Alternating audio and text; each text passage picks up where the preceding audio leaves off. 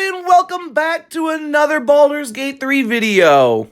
Grab your companions and shove them in an inflatable dino suit, because honestly, that would be the most hilarious thing I've probably ever seen. I don't think you can do that, I don't think that's a mod, but I really wish it was. Anyway, to the actual mods for today. Starting off today, we have some musical instruments, and these aren't exactly just like any musical instruments. Well, I mean, they are. I mean, they literally do exactly what musical instruments do. But there is a little extra special bonus, and that is that you can actually have your very own, well, band play along with you in your own kind of way. Now, you will have a scroll in your inventory, and you can use the scroll as many times as you want. That will summon all the boxes in your inventory, so that way you can get all of the different instruments. And when you do this, you will find a bunch of different instruments.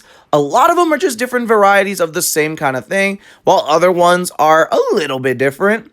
And they let you basically have your own band. So what I mean by that is not literally in the sense that you're going to get to like hire people and all that, but you can have little spirit type things that will fly around you and play the other instruments. So for example, if I'm playing the drum, then everything else will be playing all the other instruments in the game to make the songs complete. If that makes sense. You know, obviously there's a lot of songs in the game, and you have to use a lot of instruments to create the right song. You can do one instrument normally of a song, but to do them all, you would have to have multiple people playing. Well, now you can.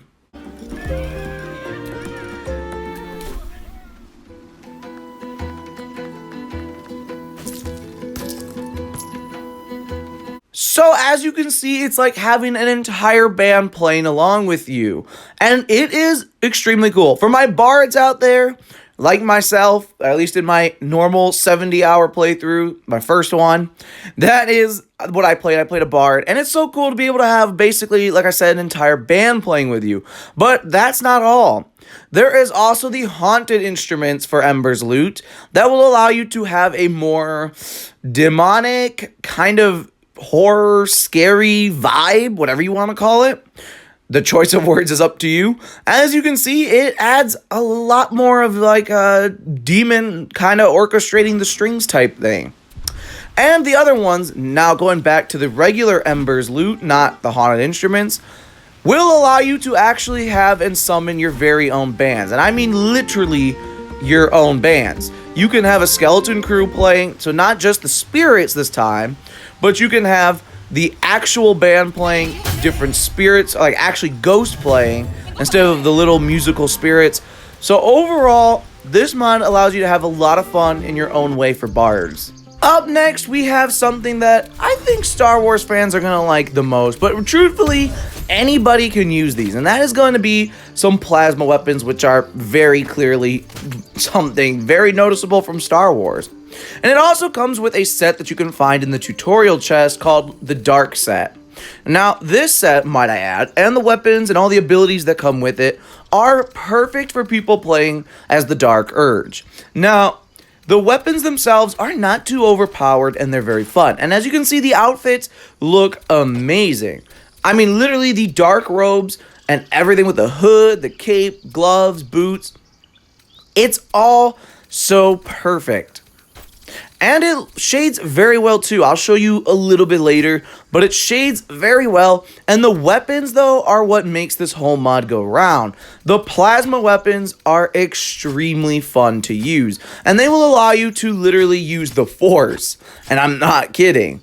So the weapons themselves, obviously there's a lot of different variety, colors, and it does about 9 to 19 damage. Now, obviously, that's usually more than what normal weapons would do, but it's not crazy over the top to where it feels like you're cheating. And as you can see, you can use the Force to do things to make yourself invisible, teleport. You can literally use the Force choke. There is a lot of things you can use, like teleporting to areas you never thought you could. And I didn't even know there was a chest right there. Now, for the Dark Urges out there, or for those that are just kind of more on the evil side when you play your games, you can now have not just the Force, not just a cool dark robe and everything, but you can also have these amazing looking die, which look completely fitting for someone or something like the Dark Urge, or people that like to play more evil, or maybe you just want a really cool blood-soaked die. Now, that is very possible. There's nothing wrong with that because it looks fantastic. And I can see myself running with this now for my Dark Urge set. Now, up next, you're going to want to head to your Traveler's Chest. And in your Traveler's Chest, you're going to find the way, the key, the everything to your heart. So what I mean by that is, as you can see, there is an acorn ring in there. And when you use it, or put it on, you can use a special skill to summon your very own friend, which is a squirrel.